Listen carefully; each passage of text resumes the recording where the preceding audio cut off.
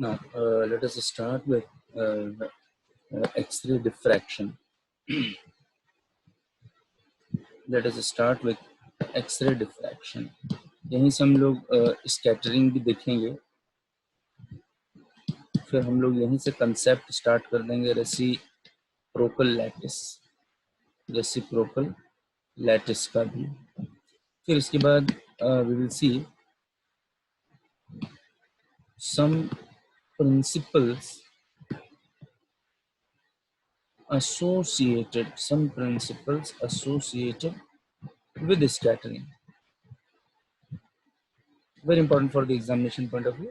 We will discuss, and this part basically give you very good concept why we are studying crystals. Clear है यहाँ पर बात समझ कि ये हमारा syllabus का last part होगा, तो we are going to discuss this. Clear है यहाँ पर बात समझ में? हम लोग स्टार्ट करते हैं। सबसे पहली बात मैं आपको एक्सरे का थ्योरी में आपको कहानी बताऊंगा कि एक्सरे कैसे गलती से जनरेट हो गया था। क्लियर है यहाँ पर बात समझ में? वो बाद में हम लोग डिस्कस करेंगे, कहानी है तो हम लोग उसको डिस्कस करेंगे।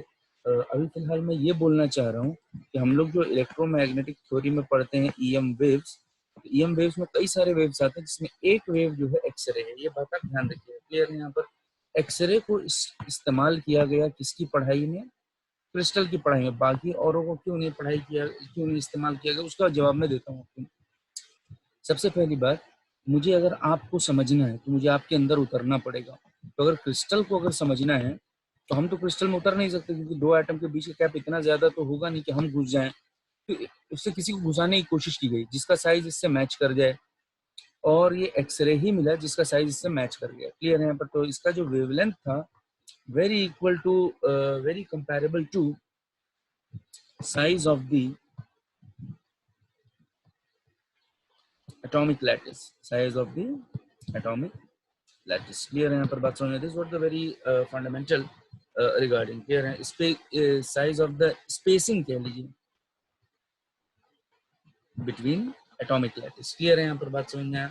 मतलब दो एटम के बीच इस चीज को अगर पढ़नी है तो इसके बीच में कोई उतरना भी चाहिए, तो उसको उतारने के लिए हमने इस्तेमाल किया किसको, बताइए जरा सा, आपका एक्सरे को। बाकी की वेवलेंथ बहुत ज्यादा हो गई या किसी कम हो गई तो फिर कंपैरेबल है, तो हर चीज को छू के जाएगा। क्लियर है यहाँ पर बात समझ में? समझ में?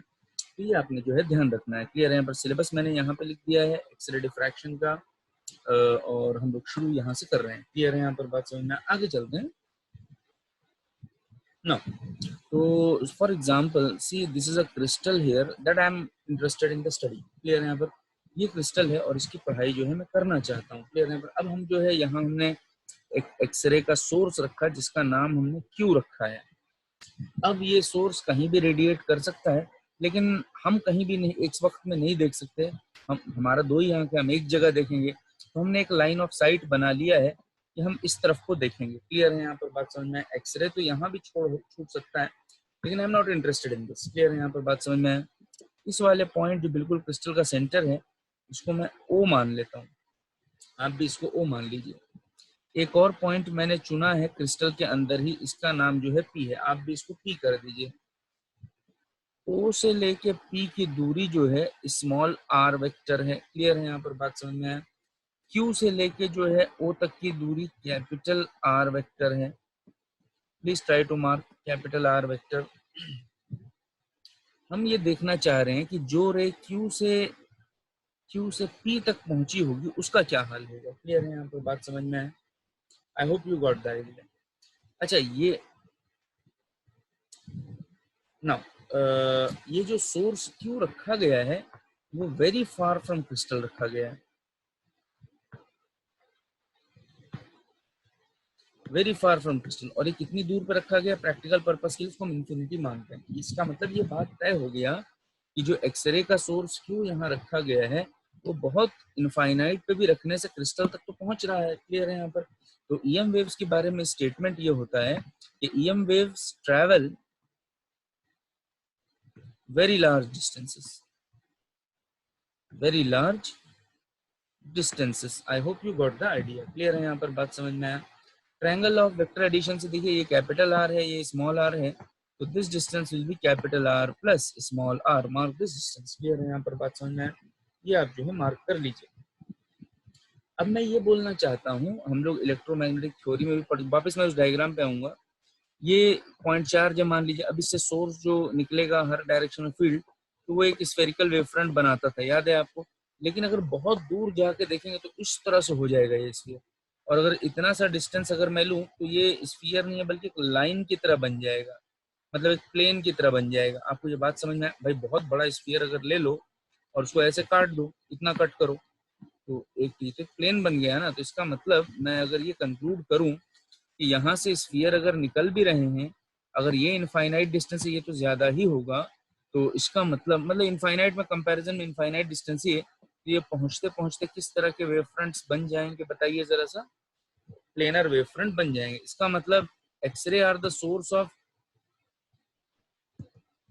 spherical wave front, but the wave front reaching at point P becomes क्या बताइए जरा सा, प्लेन वेव। और प्लेन वेव इलेक्ट्रोमैग्नेटिक थ्योरी में हम लोगों ने पढ़ चुके हैं, अगर याद होगा, electric field that is equal to E naught E की power iota K Z minus omega T, या तो omega T minus K Z. This what the standard equation for the plane wave. Clear है यहाँ पर। Plane wave और spherical wave में जो अंतर होता है वो मैं आपको भी बता दूंगा, क्वांटम मैकेनिक्स में भी पढ़ाया जाता है। लेकिन अभी फिलहाल देखिए, तो जो waves reaching at point P becomes plane wave, और उसकी इक्वेशन हो गई इलेक्ट्रोमैग्नेटिक थ्योरी के हिसाब से ई वेक्टर, या ई लिख लो सिर्फ, electric field that is equal to E naught E की power iota K Z minus omega T, ये भी बता दिया था, और ई नॉट ई की power iota omega T minus K Z, दोनों एक ही चीज है। ये बात हम लोग तय कर चुके थे। इस बात को अगर आप समझ चुके हैं तो हम लोग आगे चलते हैं। क्लियर है यहाँ पर, बात समझ में आए। कोई भी पहले लिख लो, इससे कोई फर्क नहीं पड़ेगा। ओमेगा टी लिखो चाहे ओमेगा नॉट टी लिखो, आपकी मर्जी है। Omega omega naught T are different, no similar. Clear है यहाँ पर, गलती से डिफरेंट बोल गया, मतलब ओमेगा नॉट लिखे चाहे ओमेगा लिखे, एक ही तो ओमेगा है। अब उसको आप ओमेगा नॉट मान लो चाहे ओमेगा मान लो, वही रहेगा। कई सारे ओमेगा होते तब नोटेशन में डिफरेंस आता। क्लियर है यहाँ पर, बात समझ में आए। तो मैं स्टार्ट करता हूँ, देखिए जरा सा। At P the wave reaches becomes plane wave, plane wave, plane wave. Clear है यहाँ पर, बात समझ में आ गया। तो कितना पहुंचा है, तो how much amplitude reaches at point P from source Q. तो सोर्स क्यू से जो एक्सरे निकला है वो पॉइंट P पे जो पहुंचा, उसकी एम्पलीट्यूड कितनी है, उसकी हाइट कितनी है। आज के बाद अगर मैं सिलेबस में एक्सरे में एम्पलीट्यूड बोलूं तो आप इसको समझ जाना ये क्या है बताइए जरा सा, इलेक्ट्रिक फील्ड। ये बात आप ध्यान रखिएगा, इसके अलावा हम आज के बाद बात नहीं करेंगे। क्लियर है यहाँ पर, ये बात आप ध्यान रखिएगा। तो एम्पलीट्यूड का मतलब जब भी बोला जाएगा आज के बाद, तो आप उसको क्या समझेंगे, इलेक्ट्रिक फील्ड समझेंगे। तो मैं स्टार्ट करता हूँ, देखिए जरा सा यहाँ से स्टार्ट। तो मैं लिख के यहाँ electric field reaching at point P, इसको मैं ईपी मान लेता हूँ। एम्पलीट्यूड का मतलब इलेक्ट्रिक फील्ड। क्लियर है यहाँ पर, चाहे तो आप इस पे वेक्टर भी लगा लो या वैसे ही लिख लो, कोई दिक्कत नहीं है, इले वेक्टर लगा लो। तो स्टार्ट करते हैं। EP that is equal to E naught, कोई एम्पलीट्यूड शुरू में रहा होगा वो ई नॉट है, ई की पावर आयोटा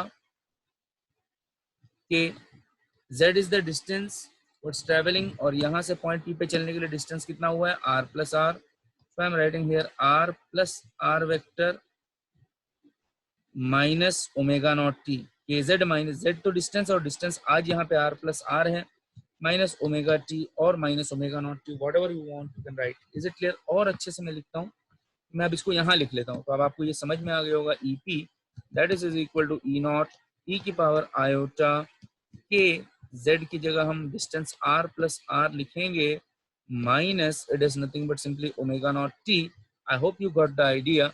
और अच्छे से खोल लेता हूँ, तो ई नॉट ई की power iota K that is R plus it is nothing but simply R, E और इसके साथ तोड़ के लिख दें, ई की power minus iota omega naught T. ये हमेशा रहेगा, आज के बाद हम e की power minus iota omega naught T को कभी नहीं लिखेंगे। क्लियर है? यहाँ पर ये अंडरस्टूड है कि हर वेव के साथ ये एसोसिएटेड रहेगा। क्लियर है यहाँ पर बात समझ में? तो इसका मतलब अब हम एम्पलीट्यूड के बारे में अगर बात करेंगे तो ई नॉट ई की पावर आयोटा के z की जगह डिस्टेंस लिखना होगा r प्लस आर वेक्टर। इसके अलावा हम ये वाली चीज नहीं लिखेंगे। क्लियर है? यहाँ पर ये बाई इम्प्लिसिट होगा कि हमने ये लिखना है। क्लियर है यहाँ पर बात समझ में आया?